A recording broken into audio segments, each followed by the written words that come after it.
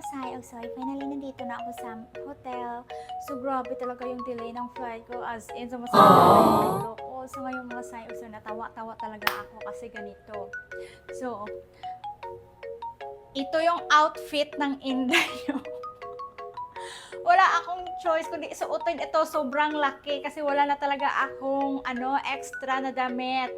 So, ang ganito mga Sai-Ugso, ito para ito kay Dodong. Kay Dodong ito, size ito ni Dodong. Kaya pala, nakarang araw, sabi niya sa akin, tumawag sa akin, sabi niya, love, bakit yung sikip-sikip daw ng, yung jogging pants niya?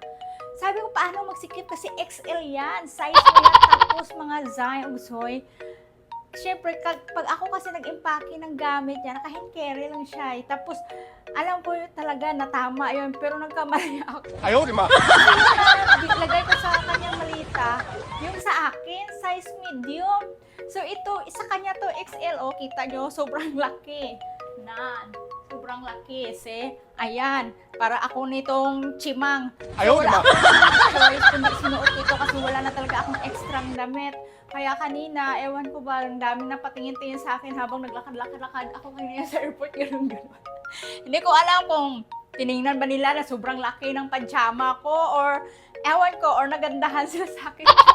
Basta tawa ako sa tapos kunindo ko sa kanya. So, kung nagkamali ako, yung sayo pala, nandito sa akin.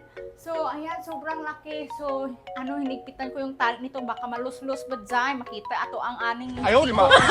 So, pero okay naman para sa akin. Carry naman yung, XL. Sabi ko, magbalik ka dito. Mo yan sa akin para magpalit ulit tayo. Grabe, sobrang laki talaga, oh. Wala naman talaga. Siyempre, hindi naman talaga ako maarte pagdating sa damit.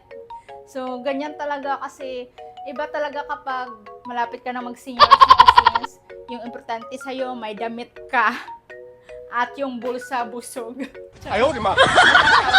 Kasi ito, sobrang laki talaga as in. Pero carry naman siya, XL kasi ito. So, ayun, tawang-tawa siya sa akin kasi sabi niya sa akin, okay naman, carry naman sa'yo lang. Pero tawa talaga ako, sobrang laki as in mga size. So, wala akong choice kasi limited lang yung damit na dala ko. May mga formal attire ako pero pang business yon. Pero syempre, uuwi ka lang ng Negros, nakasuot ka ng aesthetic, na pang business. Nahiya talaga ako magsuot ng ganyan. Kaya ito yung nasuot ko, itong damit ko, 3 days na to, walang laba-laba. Ayaw, di ba?